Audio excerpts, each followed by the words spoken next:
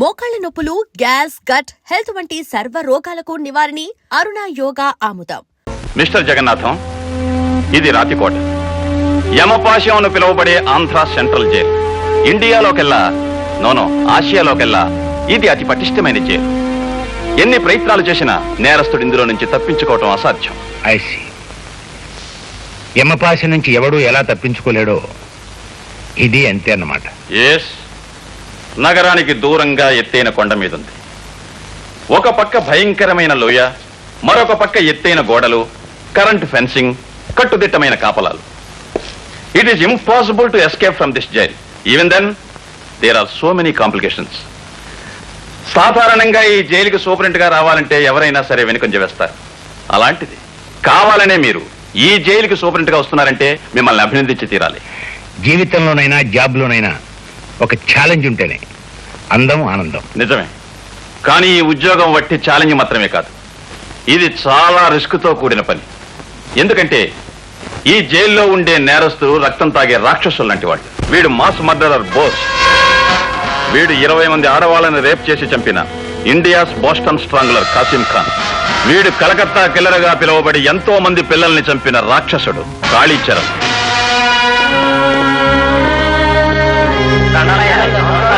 Good morning sir. Good morning. ఇక్కడ పరిస్థితుల్ని, వాతావరణాన్ని పరిచయం చేసుకుందామని వచ్చాను. Please come sir, I will accompany you. ఏమిటి పరమేశ్వరరావు, జ్వరం వచ్చి ఎండలో పడుకున్నావేమిటి? అమ్మా, నీకు జ్వరం పూర్తిగా తగ్గిపోయిందయ్యా. తగ్గిపోయిందనని అన్నం తెచ్చుకు తినేవు. నిన్నట్లానే పాలు రొట్టి తెచ్చుకు తిను. పో లోపల పో.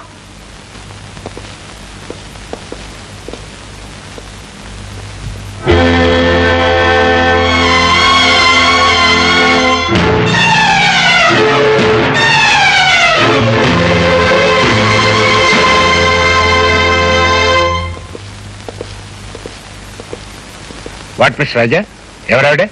ఈ రాక్షసు లాంటి మనుషుల మధ్య ఆవిడకేం పని? ఆవిడికి జైలుతో 20 ఏళ్ల అనుబంధం ఉంది సార్. బాధల్లో ఉన్న మనుషులంటే చాలా జాలి. కన్న తల్లిలా ఖైదీల కష్ట సుఖాలు కనుక్కుంటూ ఉంటుంది.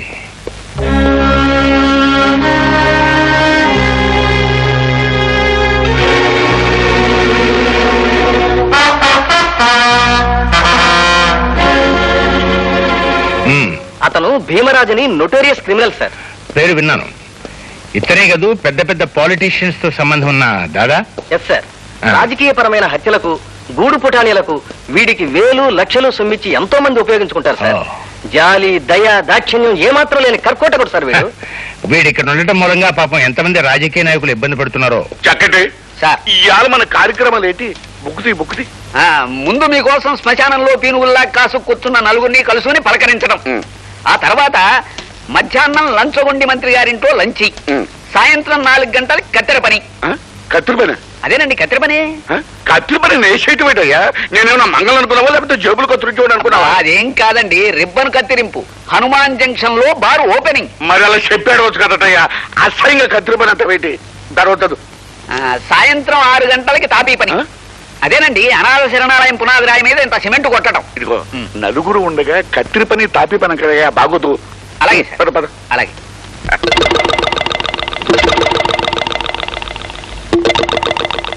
సార్, ఒక సీక్రెట్ మెసేజ్. మీరు కూడా వెళ్ళండియ్యా, ఇదేదో చీకరెట్ అంట. ఆ చీకరెట్ చక్కటి చెవులు చెప్పు.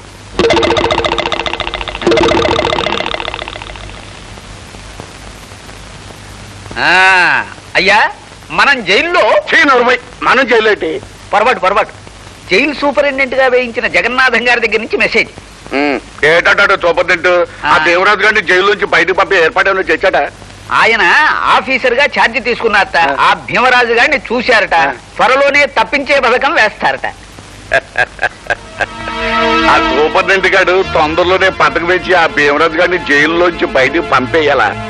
ఈడు బయటకు వచ్చి బలంగా ఉన్న మన యశపతి నాయకుడిని చంపేయాలా?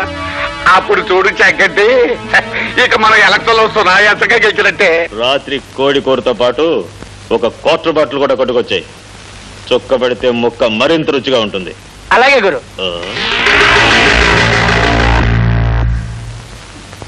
నీకు నీవారు లేరు, నాకు నా వారు లేరు. లలలా చల్ మోహన రంగా రేయ్ అగ్గి పెట్టుందా ఎవ్వరా? ఇచ్చింది చాలా, ఇంకా ఏమైనా కావాలా?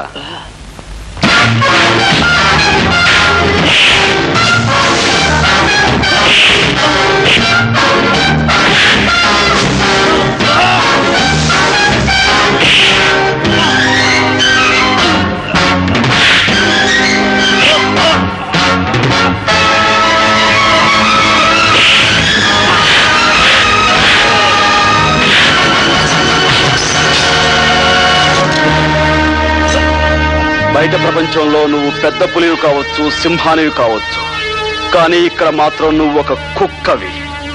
పొరపాటుగాను పొగరుగాను ప్రవర్తించావంటే నీ రక్తం కళ్ళ చూస్తాను. జాగ్రత్త.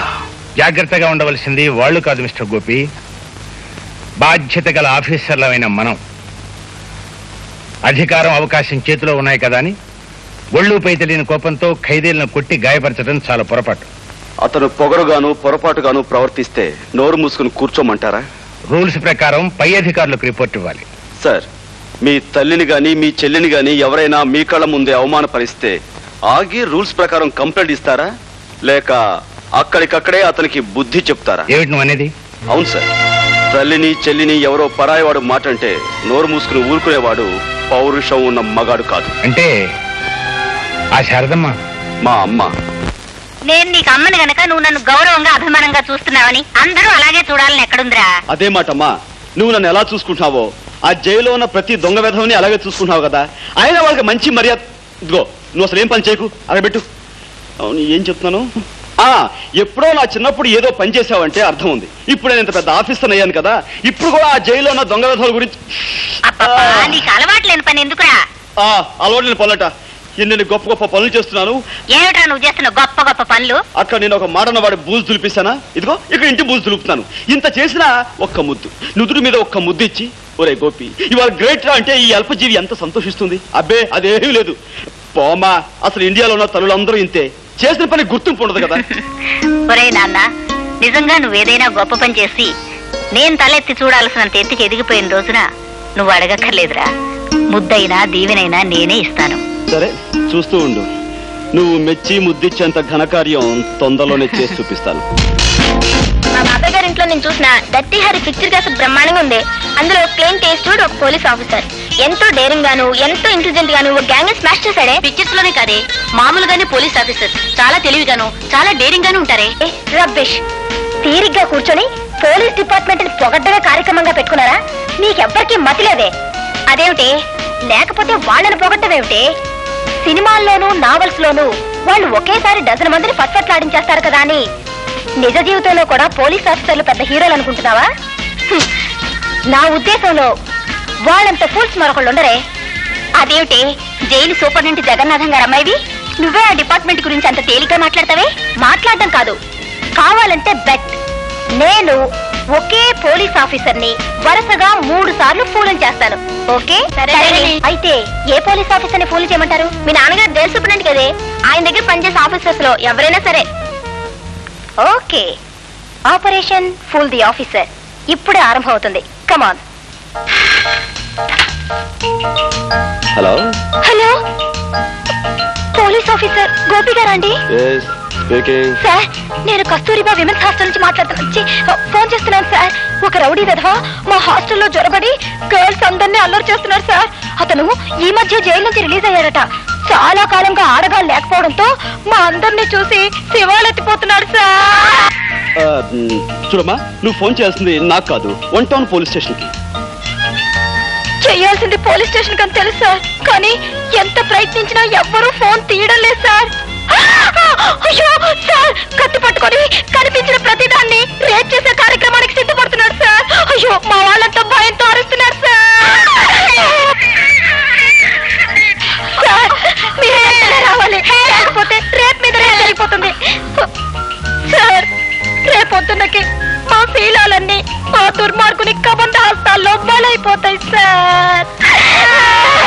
ఆగనమ్మా, డోంట్ వరీ. చూడండి, నేను వచ్చేంత వరకు మీరు మీ శిలాన్ని జాగ్రత్తగా కాపాడుకోండి. ఓకే, క్షణంలో ఉంటాను.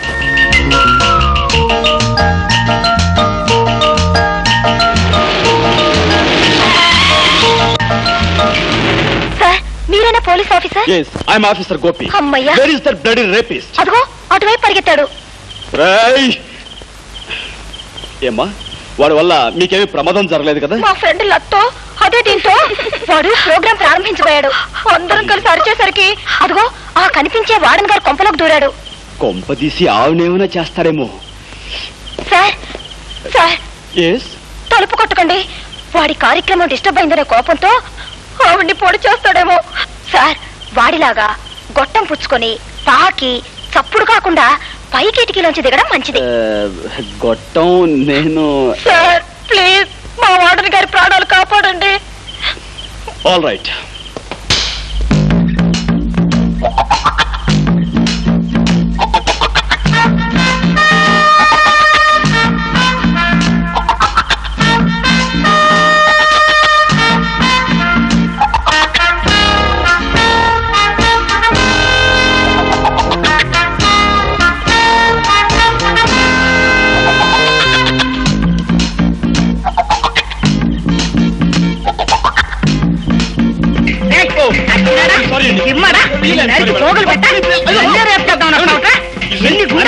పోలీస్ ఆఫీసర్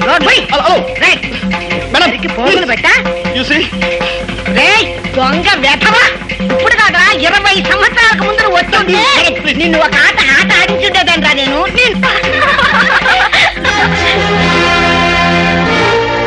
ఏం సార్ వాడు మిమ్మల్ని కూడా రేప్ చేశాడా? Shut up. నా డ్యూటీ కాకపోయినా ఏదో ఆడపిల్లలు ప్రమాదంలో ఉన్నారని ఫోన్ చేస్తే వెంటనే వచ్చాను. చూసి ఒక పోలీస్ ఆఫీసర్తో ఈ విధంగా వేళకోవడం ఆడటం మంచిది కాదు. It's very bad on your part.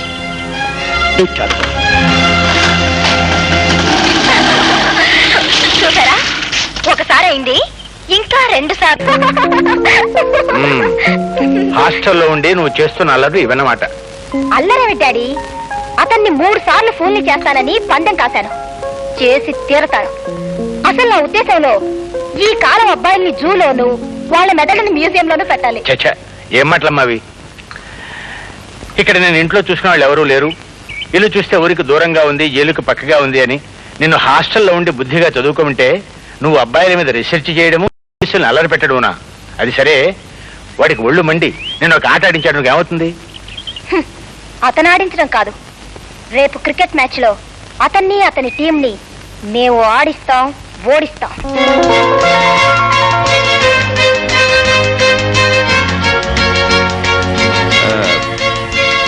Tile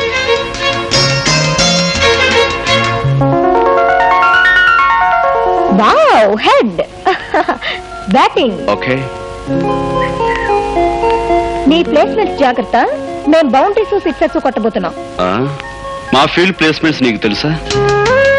ఏమిటది? No covers, no extra covers, 2 silly points, 1 deep గల్లీ.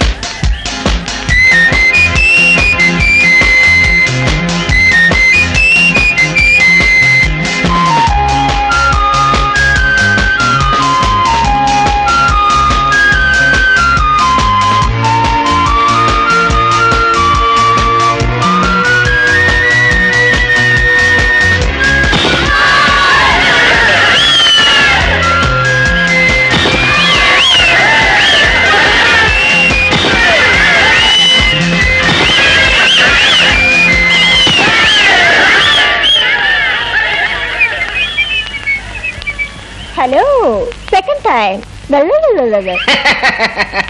అవుట్.